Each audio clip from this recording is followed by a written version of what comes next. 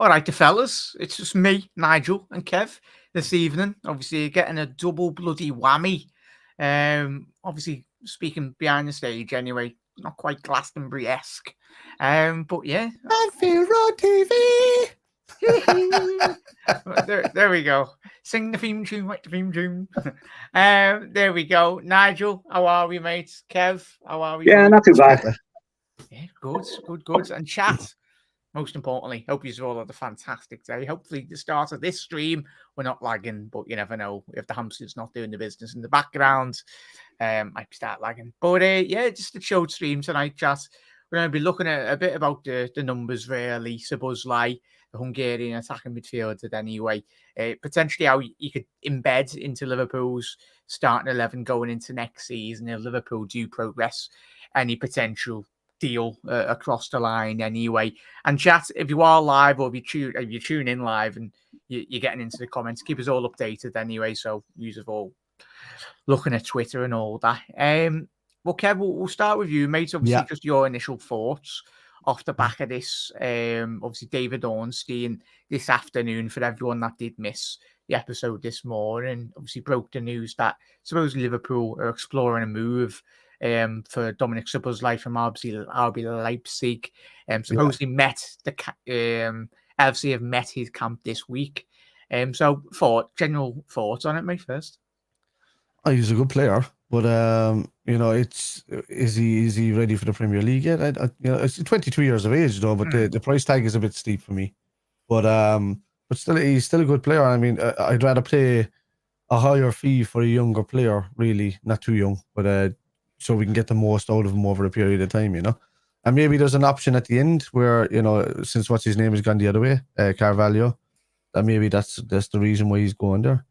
And this could be they're not connected, by the way. But they always say that because they try and keep the best interests at the player that's the lower player. Because I mean, years ago, people's careers were ended when they used to say, "Oh, we're going to swap you for a better player." Already your confidence level is down there. It's a shame, really. It's like a shame on yourself. But he's a good player. Whether I've only seen bits and pieces, more so for Hungary, but look, he's a handy player. If we're going in for 22-year-olds, and it's the view to a long-term project, then yeah, I'll take him on any day. It's better than buying 27, 28-year-olds at 15, 16 million. So yeah, I would take that on all day. Yeah, definitely. Chat. Keep on getting your comments in, chat. If you are new around here, make sure you are smashing that like button, smash the subscribe button as well, and keep us updated as well as we go. But Nigel, off the back of what Kev's just said there, he's an exciting prospect. A lot of Newcastle fans have been looking into this fella for the last couple of months. He's been a name that has been supposedly on their list, and supposedly they've inquired and met with the players' camp as well, if you do believe the very well-respected journalists, especially over the last 24 hours. Nigel, is he a player that tickles your fancy, mate? For me, he's a player of immense quality and something that very much Liverpool have massively lacked since Coutinho's left, really, in those central areas. He fits the profile of a Klopp type player. A guy who's not a superstar, but can be developed. I think it'd be the best thing to describe him. Like Klopp, it wasn't all Klopp doing it with Coutinho, but like he did it with Salah, he did it with Mane, he did it with all these players. That he brought them all to a different level. So I think it's a good idea to get players like this. I know. Alexis McAllister can't go much higher as far as world football goes, but he can surely go much higher as a Premier League player goes and kick on to another level and help us to get there. And this guy could be the one to do it alongside him maybe in future years. Yeah, it's very interesting, mate. I was speaking to the lads as well this morning. In terms of what Liverpool do, we'll probably speak about that tonight as well, boys, in chat. Formation wise, adaptability is a massive key word for Liverpool going to next season, Kev. And as Nigel said there, he's spot on. Like it's I like the most is very much, I think, as Nigel's alluded to, McAllister predominantly plays down that left hand side, even for Argentina, playing that 4-4-2 formation, can play in the left. can play in that 10 role as well, can play in a 6 role in a 4-2-3-1. So McAllister's very versatile, and we'll have a little look in terms of, obviously, I'll just show you here, Kevin, in relation to how RB Leipzig have set up, especially this season. That's a 4-2-2 formation. So predominantly he does play down that right-hand side and that right attacking mid position. And I expect the way I look at that, Kev, Liverpool, when we've played in this box type formation in terms of the midfield 4, you look at Liverpool in terms of when we transitioned into that 3-2-2-3 formation or 3-2-5 formation with that, obviously, that floating role from Curtis Jones. I remember that Leicester game back end of the season, getting into those pockets of space. That's certainly for me what Szoboszlai can potentially do down that right-hand side. And that right-hand side, Kev, I don't know how you feel, mate, is a massive key point in where Liverpool need to be strengthened. Of course, the 6 and a right back and a centre half, but Liverpool have got enough funds there to go out and get the best in class. Yeah, and we don't know how well Virgil is going to come back, as well next season after having a bit more of, a layoff this time around. I know he got injured previously, but he never really he had too much of a season in regards of his comeback season. Played 63 games. It was a lot for him. So we don't know what kind of Virgil we're going to get back for him. I'm going to hope out. I'm going to hope that he's going to come back to at least 90% of his best. And if we get 90% of best of a Virgil, it's still 30% better than anybody else that's on the planet at the moment. So, but look, in a 4-2-2 formation, you have endless scenario. It's an orthodox 4-2-2, 4-4-2, but you can have any type of player drift into the middle and drift back out. That's the kind of formation it sets up to be. Any one of them can turn into CMs. Any one of them can turn into cams. Any one of them can head up the right wing and either play as a right wing back and or a left wing back. So the interchangeability of a 4-2-2 system is very diverse. You won't see much from the front two lads, obviously, but they can drift out wide, allowing the other guys to come in and play the 10 role and almost like a false striker. So it can work really well, but it depends on what Klopp, if he's going to adapt that kind of formation. I wish he would. Yeah, Nigel, spot on there, Kevin, and chat. Keep on getting comments in as well, but I just let you mention that, Nigel. When you look at the data in terms of, as Kev's alluded to, obviously that formation that Leipzig did very much utilise. Obviously, in Nkunku moved to Chelsea, Timo Werner were heavily linked with him in the past. Went to Chelsea, didn't quite work out. Come back to RB Leipzig and he's done extremely well. Settled back in. Dani Olmo, more or less a carbon copy. Very similar player to Szoboszlai, but predominantly goes down that left-hand side. Dani Olmo, very similar profile, similar age as well.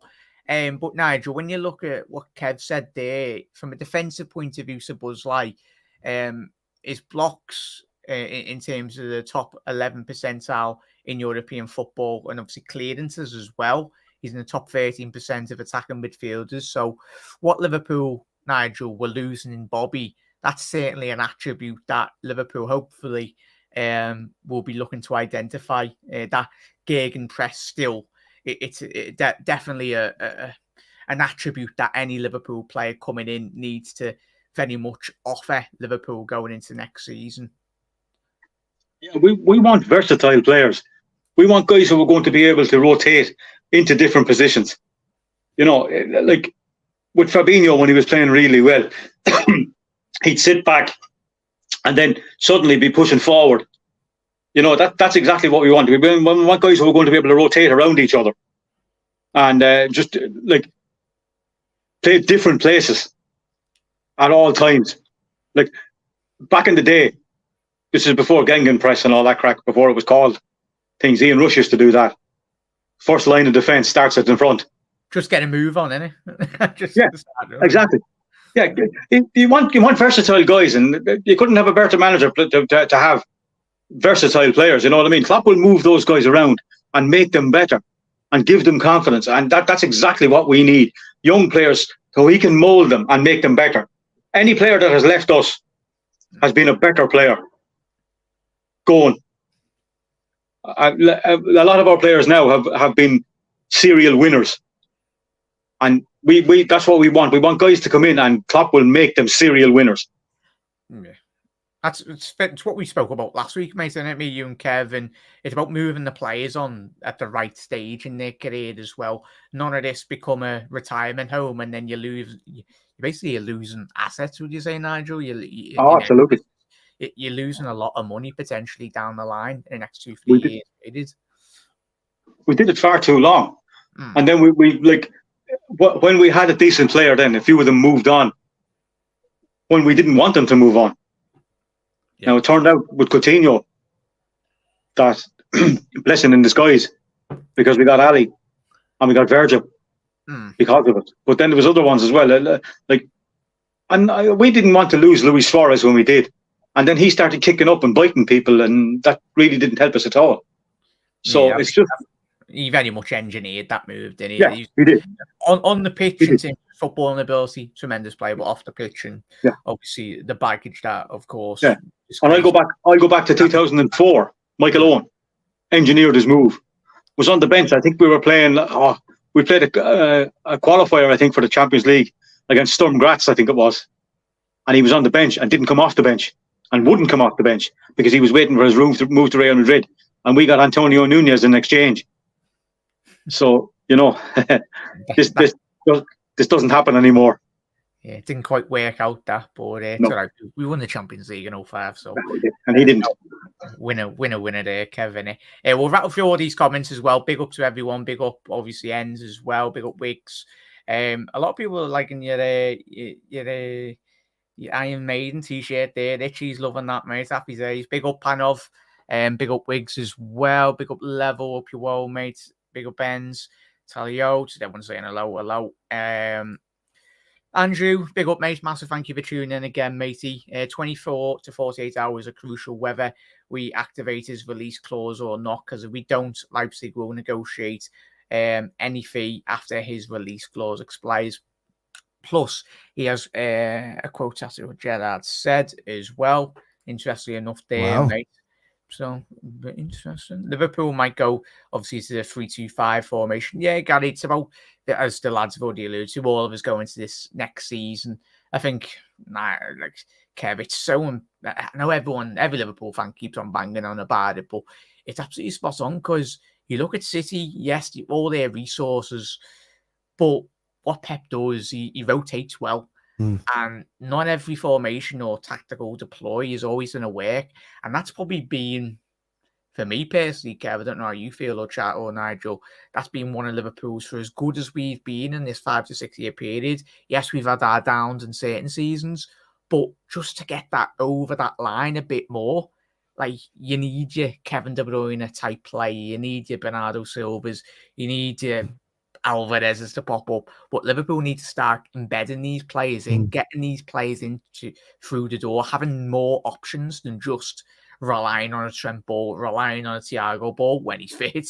And hopefully, would you say, Kev, in terms of versatility and formations wise, but in terms of just getting those players in that could just give you that extra spark, extra 20-30% within a game.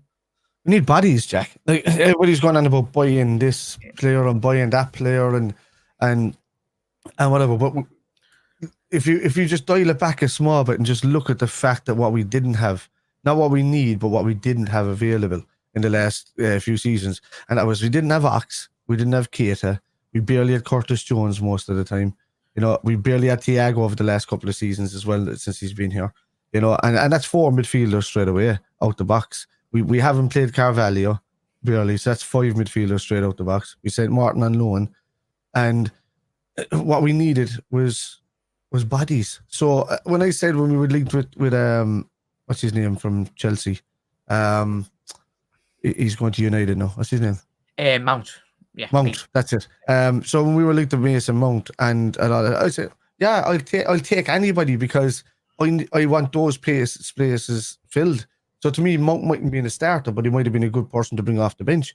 But he was a better option who was never injured than your Oxes or your Keitas or whatever like that. So first of all, that was the priority for me, was to get bodies available in the midfield.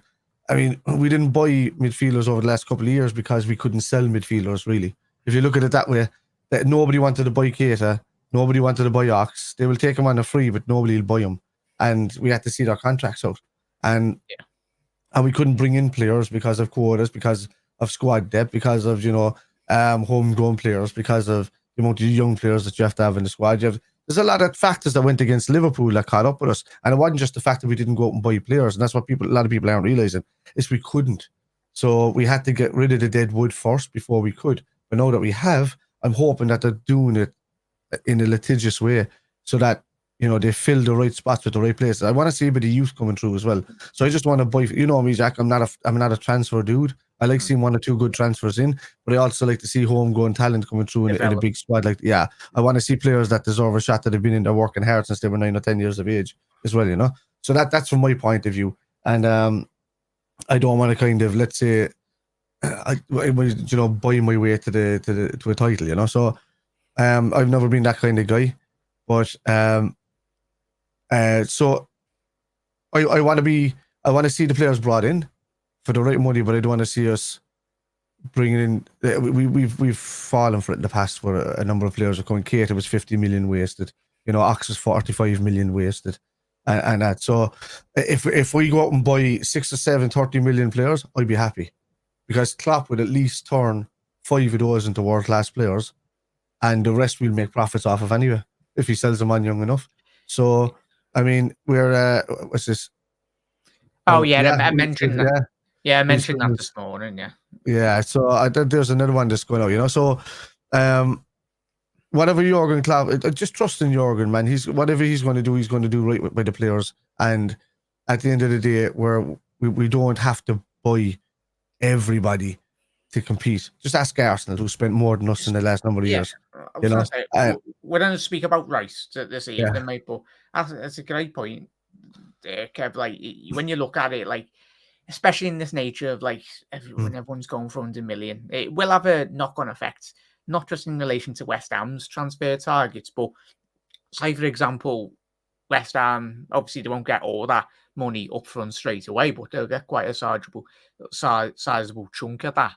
Kev, in terms of when you've got that amount of money, there's always going to be opportunities will arise, as you would say. Yeah, but I mean, with Declan Rice is a good player. Would he suit our team? Maybe. Under Klopp, I think anybody that comes in and works hard is going to suit Klopp. But is he £100 million player? No, he's not. We're not going to spend £100 million when we can. That's what teams do. United have fallen victim to that for the last 10 years. They've gone out and spent 63 million on Di Maria. They've gone out and spent 90 million on Lukaku. They've gone out and spent 93 million on Pogba. They've gone out and spent 80 million on Harry Maguire. They've given huge contracts to David De Gea and all of these players. I could go down the list. There's even more off the top of my head. Martial was probably 37.5 million, but then they kept him on the books for multiple contracts.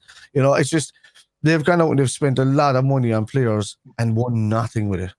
I mean, they bought that Jemba. They thought he was twins. Yeah. But even at that, but all of that money, would you believe, lads, was spent before the TV rights deal came in. So that's the equivalent. That Pogba deal is the equivalent of £170 million now, in the way the averages of the money has gone up. So you're talking, he's in between an Mbappe and a Neymar price, so he's not worth that, so this is my point. So the inflated market, I get that it's there, but no, Liverpool don't spend that kind of money. We spend it over time. At that Declan Rice deal, they're probably going to get a big lump sum up front, but we spend it over time. So the Darwin Nunez deal is only 64 million. None of the rest of that money gets sent to them unless we win everything. You know what I mean? That's just the way it is. And us three and chat, we've all said it countless occasions, money is there. It's about who becomes available, and we need to go out there and get them, really.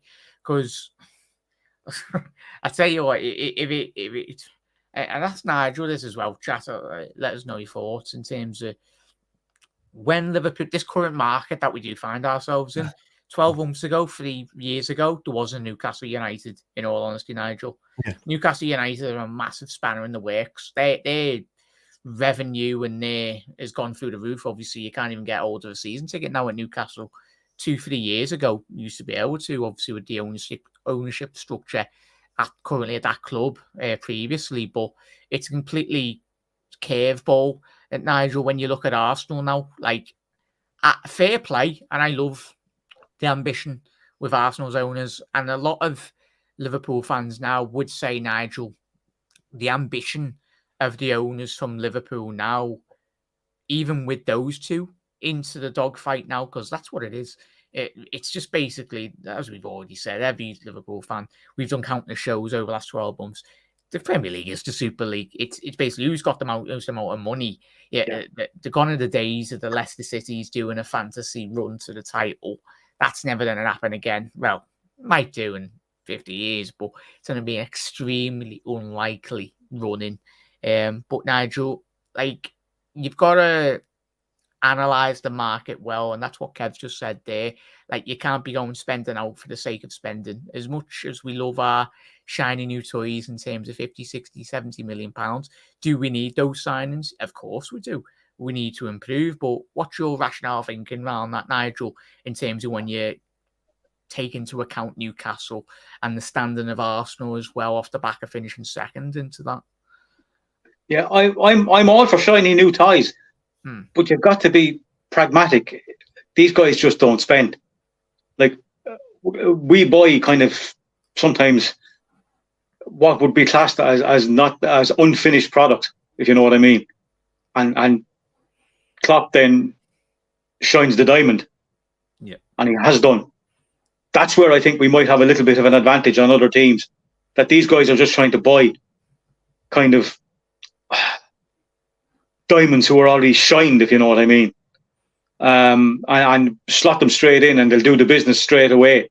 It might take us a little bit longer, but I'd nearly rather trust Klopp. And maybe if he gets a little bit more backing, we will improve that bit quicker. Yeah. I'll ask you both in chat. How do you think the City fans aren't losing their heads because they've missed out on Declan Rice, mate? No. Like, could you imagine? Like, they've just won 4 or 5 league titles, and like, I don't foresee their fans on. Well, probably might be 1 or 2, but like, Pep Guardiola's a world-class manager. I know he's got a lot of money to spend, but Nigel, I don't think their fans will be just because they've missed out on a valuation at the current climate in which we do find ourselves in football, £100 million player. I don't think their fans would be kicking the ball down the road in terms of. I think Arsenal might have put in or Manchester City might have put in a bid to make Arsenal bid. What, that 100 million? I think there's a little bit of chess there. I think he's making Arsenal bid that 100 million for him, because if they don't, he's going to Manchester City, and Arsenal had to move in. And I think then Arsenal put in the 100 million bid and City withdraw completely. Just gone. Oh, there you are, Arsenal. You can have them for 10 or 15 million more than you were going to pay. I think it's a little bit of chess going on there. Because City have bought Kovacic. Very good player. Yeah. He's going to be exceptional at them, mate. Yeah. City have bought him. And I don't think they need Rice. I think that was a little bit of mind games there. By Manchester City with Arsenal. That's what Liverpool should be doing as well in this kind of market. Like I love Jordan Henderson, he's like captain and stuff like that, but these type of players should be sold down for 30 to 35 million when they reach this peak level and they know that they're going to get replaced. It's grand having him on the bench. He's probably one of the players that I would keep around, just like Milner. But other players that get to that age and stuff like that, it's the time now to set them on. Bang them up there for 30 to 35 million. You know, so get 25 million up front and 10 million if they do any add-ins, and we're laughing. But we're not. We're winding down the clock and letting the contracts run out, and we're not making any money back off it. So, I love Jordan, man. I think he's been one of our best captains ever. So, for me, if he knows he's going to be riding the bench most of next season, which I don't think he will for the first 3 months. He won't be happy though, Kev. I don't think he'll be happy. No, I don't think so. And you might see him. Has he got 1 more year left in his contract? I think so. Yeah. So 1 year after, or 1 or 2 years. 2 years, I think, because he was given an extension money. Yeah. Well, next year's the year we're going to cash in on him, I think, after the season. I think we'll keep him fit enough and play enough football just to cash in on him after that and give him a good send off. So yeah, that'll be, because I mean he'd have his testimonial at that stage if you could even do those anymore. But it's 10 years, over 10 years here. So, but look, Kovacic and all of these kind of ilk. I'd like to see us get one of these type of players in most windows, where it's an experienced player just to come in for backup, but not past it. So we got like James Milner in at the right time. What was he, like 29 or something like that? We got a 30 or something like that. We got him in. We got another good, Jesus, about six years out of him. So 6-7 years out of it. So like these type of Ilka players are good to keep around. Just we keep them around too long. That's the problem. So yeah, 100%. But yeah, big up there, Rabadam. Big up, mate. Really do appreciate that. It is. Appreciate the super chat, mate. Massive thank you for the support. But yeah, it is. And hence why I haven't done a show in about 6 days, mate. But I'm your buddy over here. Yeah. Kev's not the biggest fan. Like a lot of us as well. Like it's not like when we all have like teletext. Remember back in the day, you didn't have Sky Sports or you didn't have the internet or whatnot. Where you could just the privileged position the whole world find themselves in as well. That's how I found out Liverpool signed Fernando Torres, because I was switching through teletext. And it came up Torres signs Liverpool. I was like, what? And then I ran up to the buddies. What the hell's going on? And we didn't even have to. We just had the local channels in our house. We just got rid of it because Sky Movies kept rotating the movies. So we just got rid of everything. I said we'll go back to it again in 6 to 8 months. But then I ended up running off to my nan's house and then going in the door going, what happened there? And Torres is signing for Liverpool and the thing, you know. So that was funny. Yeah. There we go. Big up the teletext.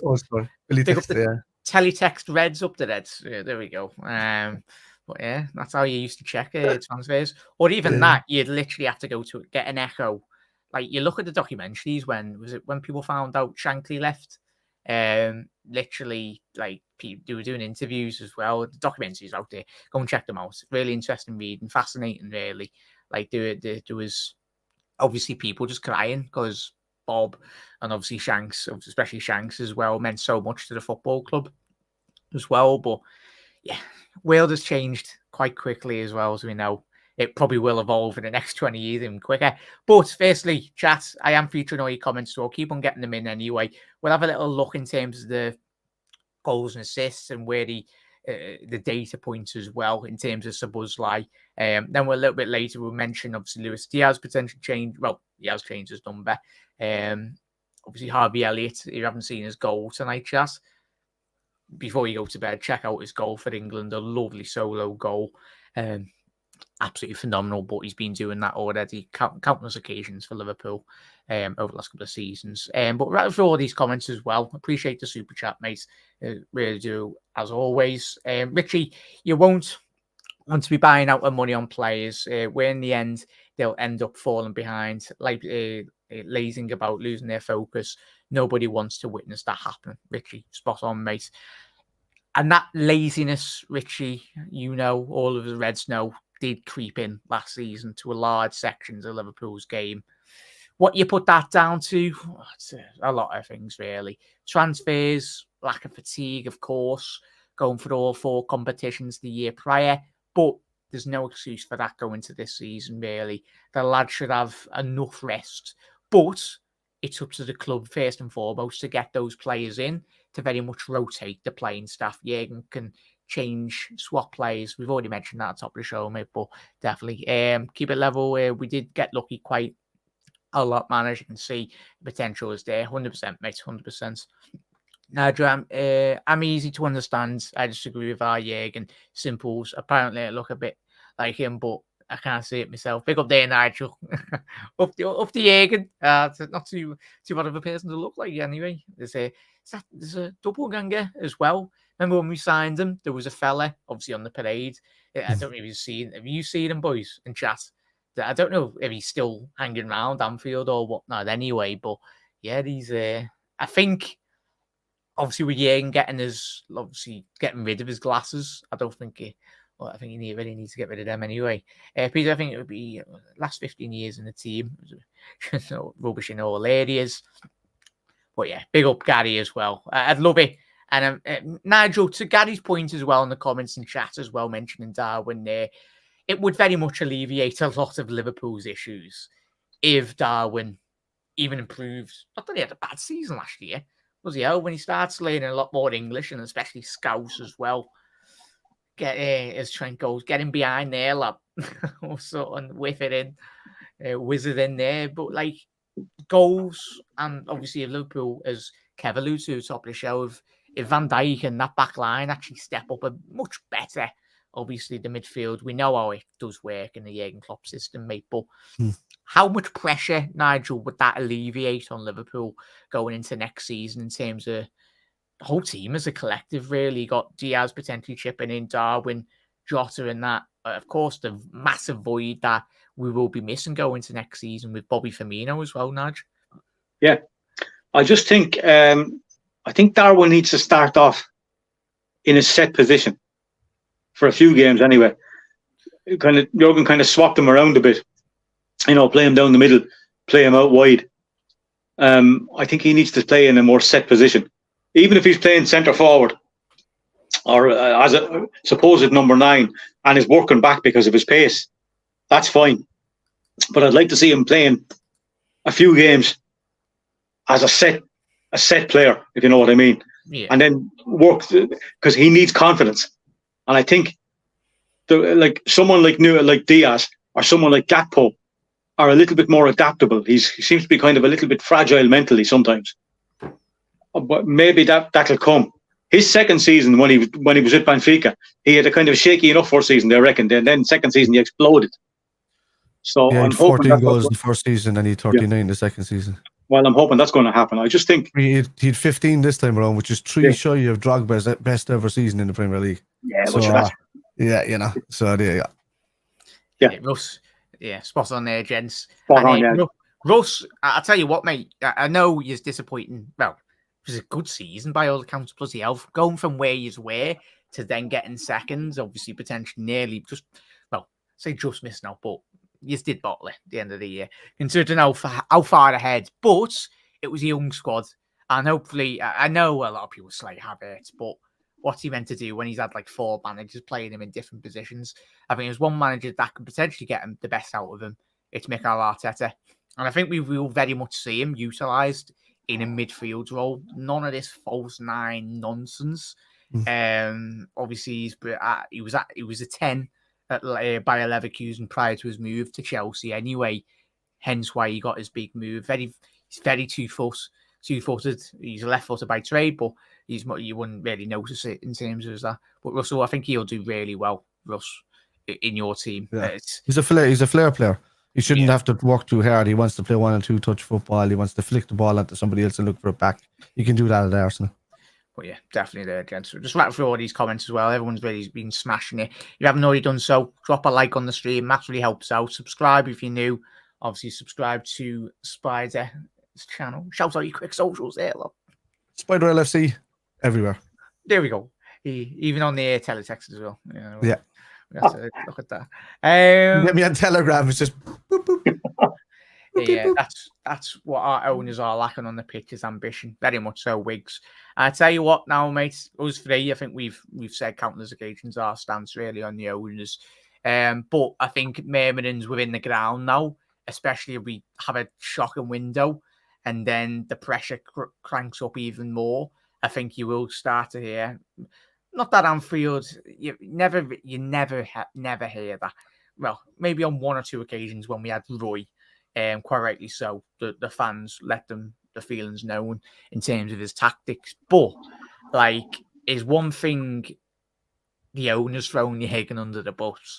But at the end of the day, the buck stops, Kev, would you say, with Jurgen, and he needs to put his foot down. We've said it countless occasions, really, mate, as well. But quickly shout out Panov's super chat there. Jack, get yourself a Chinese mate for getting first in uni. Big up there to Panov. I'll save that for when I eventually see you, mate. When you come down Liverpool, I'll save that. But I really do appreciate that, Panov, and massive thank you, mate. But carry on, Kev, sorry. Yeah. What did you ask me? Oh yeah, Jurgen Klopp. Yeah. Jurgen Klopp. Look, I think you're going to see. We've been seeing Jurgen Klopp for the last few years, but he knows that there's an edge now within, and there's a bit of a divide between the fans and the ownership at the moment. I know I'm a very, very logical, critical thinker when it comes to FSG.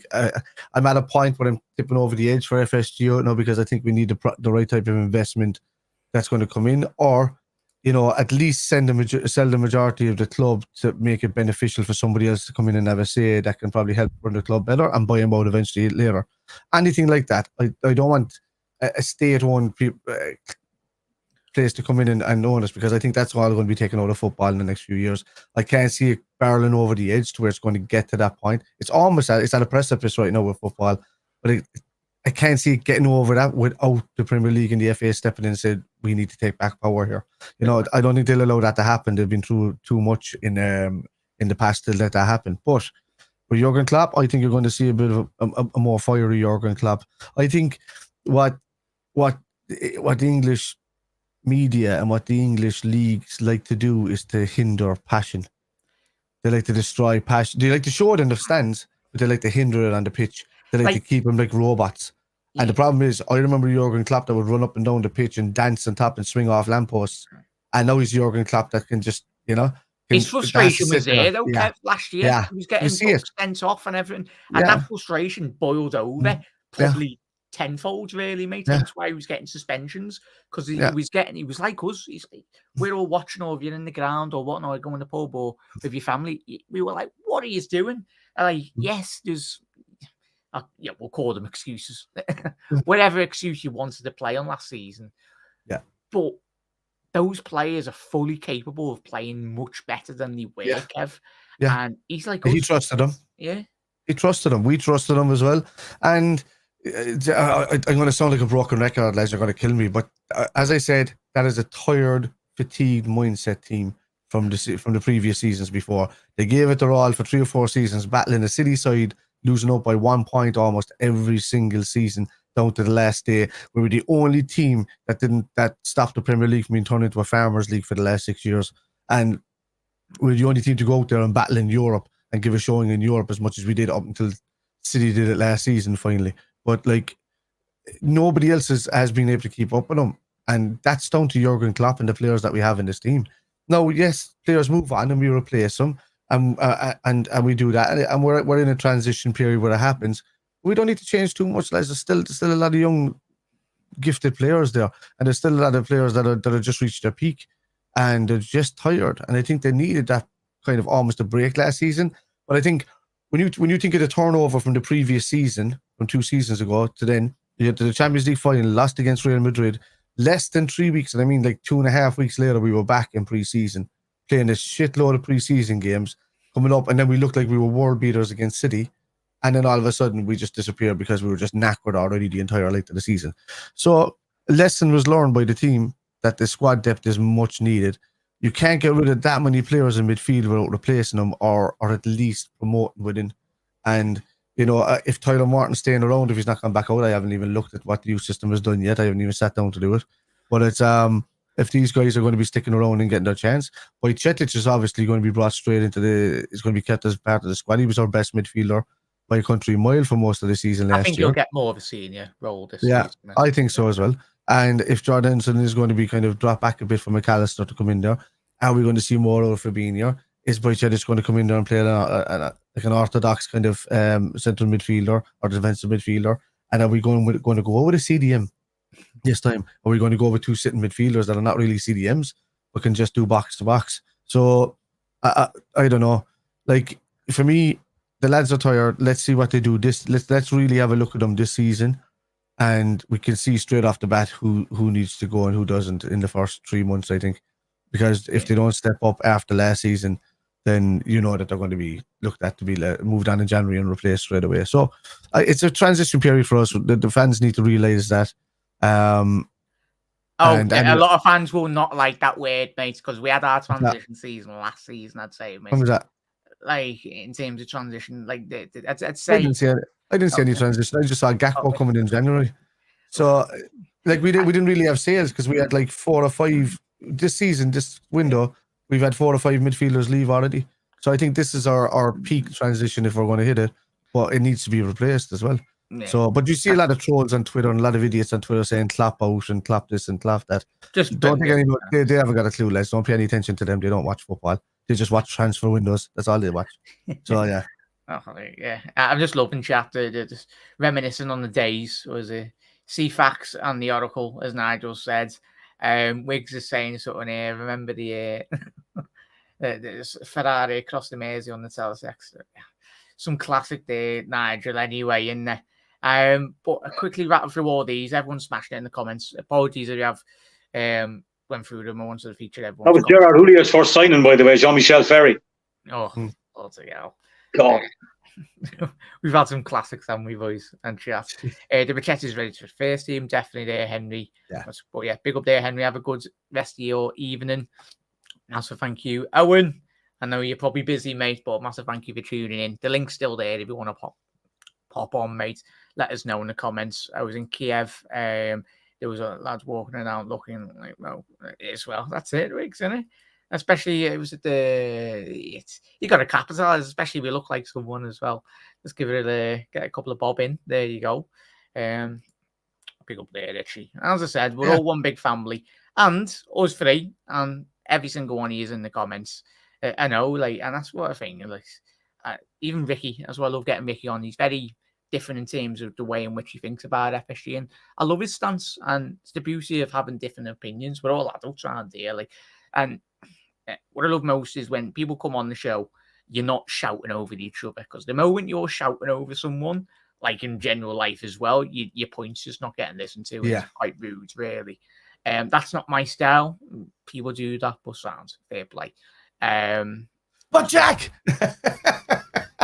removing you, lads, in a bit, Kev. There we go. All good. But in terms of Darwin, we'll definitely do a show there, Wiggs, in terms of that. But yeah, no worries. Big up there, Everest. Hopefully the job search is going well, mate. As I said, keep your head up, mate. Let us know if you manage to sort a job, mate. I know when we last spoke, we were still looking for one, really, mate. Obviously, just found panels. Message. There we go, mate. Save that for later when I see you, mate. But yeah, we'll quickly have a little dive, Nigel, in terms of statistically speaking about Szoboszlai, for anyone that's not been very much well adversed, really. Just quickly removes that logo. There we go, Nigel. I don't know if you can see that, mate, but for audio listeners or anyone listening, just a 5-year spell. Obviously, for his first season at RB Salzburg at the age of 17, did win the Austrian Championship on 3 consecutive occasions, might that be added, from the 17, 18 and 19. First season, he played 16 games, which is quite good for the 17-year-old. 7 starts as well. He got 3 goals, 3 assists as well, which isn't too bad for this first initial start anyway, especially getting, a 6-goal contribution as well. 6 goals, 8 assists. And then when you look at his second, Nigel, what are you getting from that data, really? Obviously, of course, he's still only 21. He's 22 years old now. You're getting a player that will potentially be growing into his prime, but it's a massive asset that Liverpool have fundamentally missed, mate, in all honesty, in terms of getting goals in midfield. That's been one of our main issues, I feel, mate. But what's your general consensus, really, in relation to his stats? Looking at the stats there, he looks like a guy who's grown into being a player. If you look at his appearances and then the starts, and they're going up as you go along, and like a steady 6 goal a season, like 6-7 goals a season. He has 9 goals there at one stage. Yeah, but a good all-round player who's grown into himself. Just by what that looks like, and a kind of guy who would thrive, I think, under Jurgen Klopp. Yeah, definitely, mate, and 100%. And we'll speak about Elliott in a little second, mate, as well. But in terms of as well, Kev, we'll quickly mention him. Harvey Elliott, as Nigel said there, looks like a player that will grow into the team as well. Yeah. We need bodies down that right-hand side. I mentioned it in the show today. Nigel, when we've done a podcast with Owen this week as well, you need that rotation down that right-hand side. We can't continuously rely on the weak frailty in terms of Harvey Elliott's legs. How old is Elliott, Chas? Or lads, he's only 19, 20. Yeah, 19, 20. So that in itself really indicates he'll develop once he gets a bit of strength in his legs and build a bit of muscle. Harvey Elliott will be an outstanding player. So I'm not too worried about him. Will he do it at Liverpool? Maybe not. Eventually, if we don't hang on to him that long. well, he eventually will turn into a good player. You know, it's there. Supposedly, if you just added an extra season to that and then sold him to us and then put him back there for an extra season, and then he came to us, that'd be Naby Keita. It's the same pathway and the same kind of stats starting off. But hopefully we get him at his peak. If we get him now at 22 years of age, I would take that all day long. And like, look, but as I said, bodies in, healthy bodies in, bodies that don't get injured, bodies that are never available, are useless to us, to be honest with you.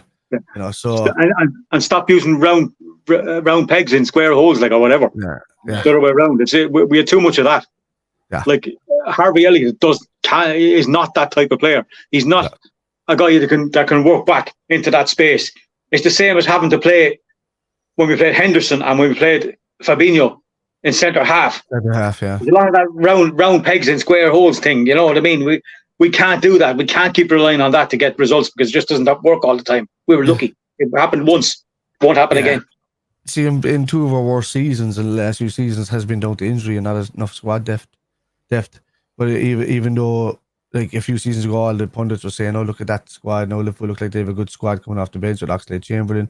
When you're looking at 2019 and all that, when they were fit and healthy, and they looked positive. But then all of these players started to get injured, and then we didn't have squad depth. What we had was injuries on the bench, and then they started to turn against it and say, "Oh no, look at the bench. All they have really there is injury-prone players." When they were like really good players, you know, classed as that a few seasons prior. So, look. I don't know. I look this team and this manager deserves a lot more than what some of the fans and some of the fickle fans are giving them in the last season or so. Liverpool are allowed to have a bad season. You know, Manchester City had a bad season in the year that we won the league. Manchester City had a bad season. They finished. What was it? They were 27 points behind us at one stage, and because we went drinking after winning the league, they came back to 18. You know, so we won the league by 80. Yeah, so we won the league by 18 points. You know that's. You know, that's the whole point. I mean, big teams and good teams are allowed to have drop-off seasons. When Manchester City has one, they really have one. In the year that Leicester won the league, City had a drop-off season. In the year that Chelsea won the league, in the last few years, City had a drop-off season. In the year that we won the league, City had a drop-off season. City had a bit of a drop-off season last season where they didn't play it to the highest peak. Arsenal were way in front, but they just battled it. So, you know, if you allow Manchester City to get a sniff back into the league, they'll come back and they'll dominate it because they're. Besides, I think it's only us and maybe them that are capable of going and winning 15 or 16 games at the end of a season, and we nearly did that in the last season in one of our worst seasons ever. You know, so trust what we have there because I mean the setup is good, and a lot of people are saying there that Klopp wasn't playing enough tactics or this and that. He tried, the players just couldn't do it. So he had to keep reverting back to the styles that were suited to the players because they were just being overworked. He couldn't do it. So that's it for me. Get more bodies in, and then develop the tactics. You can't develop tactics on a pitch if players don't suit the tactics. That's the way it is. No, and sorry, not available. Yeah, no, I agree, boys. Sorry there, chat. I was listening, I just saw it, and there was some absolute silly sausage that come in, but he's been dealt with. Nice one for that, chat. So just don't react. Look at Wiggs giving us big ups. Look at that. There, Wiggs. So we are. What's he mean? Look at that. Oh, there we go. Go to the second last one. Stick that up there. I need my glasses. There we go. Happy days, Wiggs. There you are. Your 10 is in the post, lad. Happy days. I'll see you in a bit, lad. But as I said, and I'm just taking phrases from a David O'Leary book and just saying them on chat. Yeah, obviously. Just speak as I said, nice. I was going to say it. As I said, there you go. As I said, yeah. Yeah, but big up there, chat. We're all one big family anyway. As I said, just be at ourselves anyway. Don't take ourselves too serious. But yeah, happy days. But we'll quickly divert into obviously the final, probably last two stories really. Nigel, obviously we've mentioned. Do you want to mention Harvey Elliott's role? Obviously, Kev mentioned it a little bit, but Lucho Diaz getting number 7. I think we mentioned that last week as well. More or less at the club watching our videos. Who knows? Is like Jurgen. But I think more or less the whole chat consensus really more or less agreed that Lucho Diaz getting the 7 shirt was fully deserved, wasn't it, mate? Oh, absolutely. Absolutely. We said it here the last time we were on, and like it hadn't been confirmed at the time, and everyone just seemed to be fully in favour of it. And I'm glad he's got it because it's a special number. There's no doubt it's a special number. It's the most special number within our club, and special players get it. We've been lucky. We've had so many great number 7s over the years, and he has the potential to be right up there, as I've been mentioned in the same breath as some of our great number 7s. So hopefully now, a year of injuries behind him, he'll come along and he'll make the impact again that he made the first 6 months he was with us. Yeah, definitely, mate. Definitely. Just having a little gab amongst themselves. It's going to be mad, Kev and Nige and chat. Has anyone got the cojones to get the number 8 shirt? Do you reckon anyone's got the bottle? Really, Kev? The one person I would love to see get the number 8, but he won't choose it, is Trent. Yeah. I'd love Trent to move into the midfield and just take the number 8 shirt. Just buy a right back. Buy a world-class right back if you're going to do that. Just go away and buy a world-class right back. Stick Trent in the midfield. Don't worry about getting another midfielder. Cody Gakpo on the left. Trent sitting there in the 6th role. And McAllister out on the right. And I would take that, and Gakpo and him can keep swapping or whatever you want to do. I'd take that all day. I know he works well as an inverted, but there's no better passer of the ball in the league than him and probably Kevin De Bruyne when they're on the top form. So why not just move him into the midfield, give him the number 8 shirt? It's sitting there idle. His idol was Gerrard. He wanted to be a captain of Liverpool all this time. You know, when he was in the youth squad on the Pep Linders, he was captain, and they said that his game rose tenfold by doing that. Why not just, like, he's an ideal replacement for Jordan Henderson, and he's a better passer of the ball. He's fitter, he's younger, and stronger probably at this point.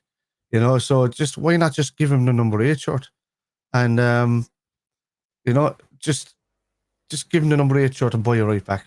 Because like, there's plenty out there that would want to come here. We were linked with Pavard this and Gavardi all that and the whole. I mean, just, I'm not, as I say, I'm the kind of guy that waits for the absolute guys to say that he's coming, and then when I don't listen to your Romanos and all of these guys.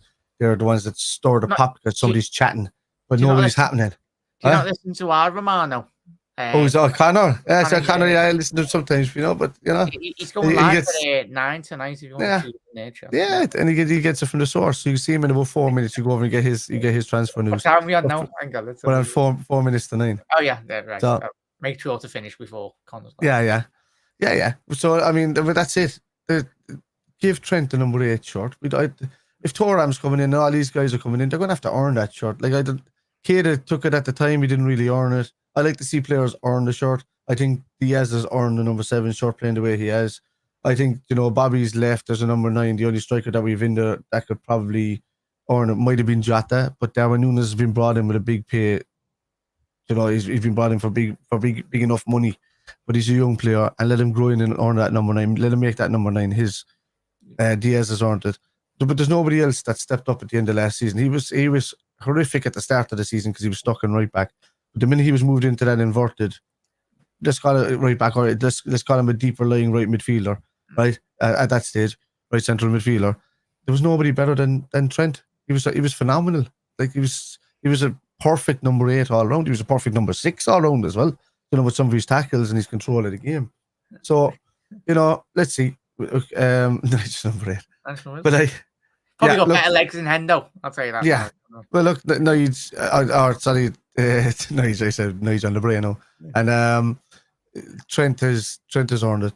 Give him the number 8. If he moves from that, he said he wants to make that number his own. It's drawn on the side of the building. But how cool would it be just to see that number 66 change to a number 8 on that painting? And that dude can easily do that, by the way. And it'd be so good to see another iconic Scouse number 8 in the short, to be honest with you. And yeah, he can definitely do it. Yeah, Nige, he's on record, Trent. It's kind of round up here chat as well. Nige, in terms of Trent on record, especially when he was coming through the youth ranks, I think there's quite a lot of quotes in the old KB Academy when it used to be, when Liverpool were training at Melwood. Hence why there was a lot of emphasis put on him as a young lad, similar with Jones, two shining lights of the academy in recent years. He has been on record as saying he wants to be captain of Liverpool, and I think the new transfer obviously contract that is getting hopefully sorted very quickly because he is Liverpool's future. He's the current and he's been so integral, especially under Jurgen Klopp, mate, that we do get him boxed off because I think his contract is it 2-3 years, like that. Those 2-3 years will quickly gather pace, and especially even Real Madrid, especially being quite pally with Jude Bellingham and certain other players. I do get worried when I see Ibu Nigel go into France. How pally he is with the likes of Camavinga and a lot of the Real Madrid lads. Eventually, if Liverpool are to be consistently poor performers, then his motivations might be quickly swayed, to say the least. But Nigel, on Trent, captain material for you in the long term? Yeah, definitely. If we remember a few years ago, we had this captain's vote. We were asked to vote for vice captain and the two positions after that, and it was Hendo, Millie, Virgil, and Gini. So I wonder, would the players do something like that now? So you're going to have like Hendo, maybe Robbo, Mo, and I'm sure Trent will come into that equation as well. I couldn't see why he wouldn't. So it remains to be seen if he like. I was a little bit when Gerard Houllier made Steven Gerrard captain, like took the armband off Sami Hyypiä. I thought that was a little bit. I don't really like things like that. And Sammy said it was a better thing for his game in the long run that he gave Gerrard the captain's armband. But I don't see anyone taking the captain's armband off Henderson until he goes.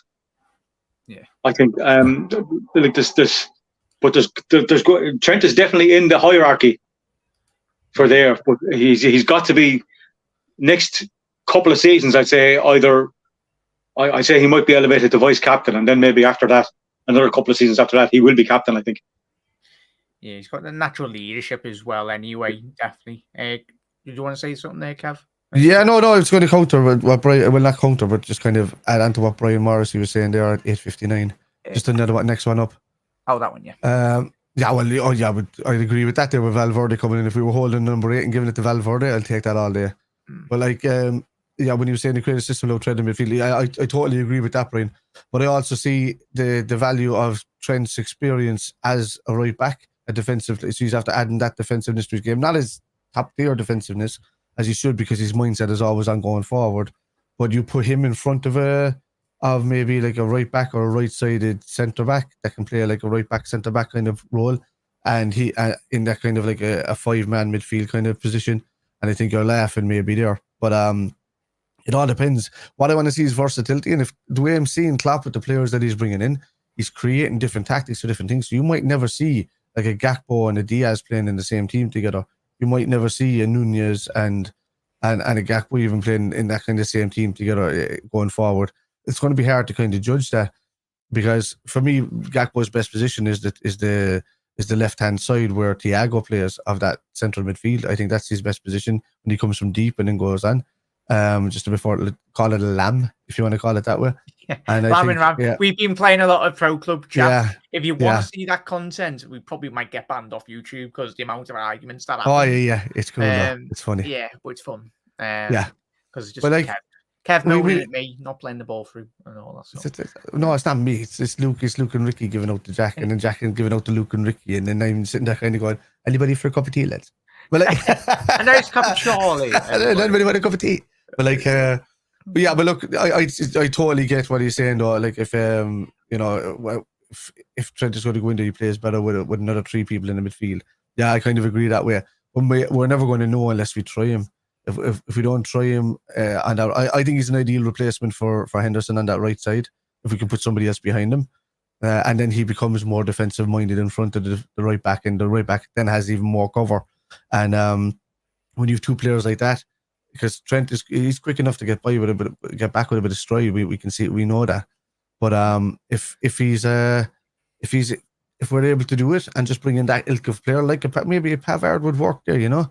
Maybe somebody who can play centre back as well as right back, or right wing back or something like that. You might You know, any way that moves Trent into more of a right wing back role if we're playing more of a defensive minded 3-man backline. I don't know. There's so many scenarios. This is stuff I want to get into later on in July. Lots of ideas, Kev. Later in July when we know what's happening when pre-season starts and we have the players mostly in. This is when I really want to delve into this stuff because this is my stuff. This is the stuff that I like. Position, formation, and tactics. This is my thing. Yeah. We'll get to that. I'm taking a breath. I can currently listen to Connor screaming at his telly at this moment in time. Finish, will yous? But Kev, a massive thank you for jumping on. Obviously, Kev's probably most nights on obviously his Twitch. Shout out that, please, mate.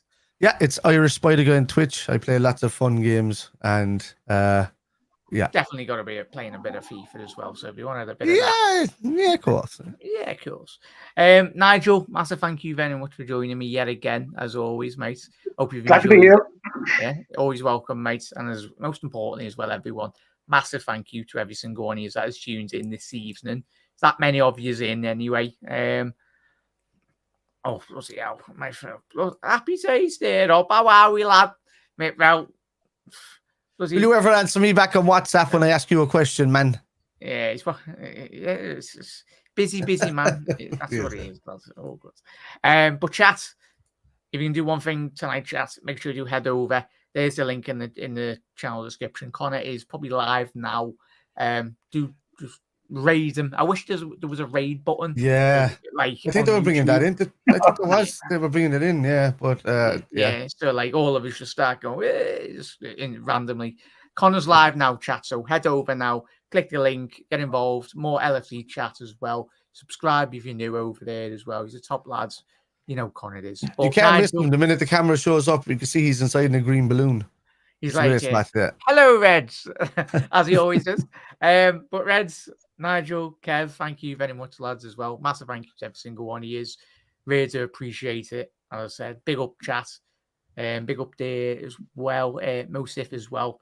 Massive thank you as well for all the super chats this evening, Panov, and of course, the other gentleman that did leave us, obviously super chat. Apologies, I did read it out anyway, but massive thank you. Yeah, Ramadan, massive thank you, mate, for dropping that in. But chat, head over to Connor. The link is in the description there. Everyone will be live tomorrow morning as well for another live stream. I'm going to try and do 2 live streams a day as much as I possibly can as well. But Reds, look after yourself. Massive thank you for all your support. Hopefully you've enjoyed tonight's show. If you have, drop a like on the video. And as always, you'll never walk alone. Ta-ra.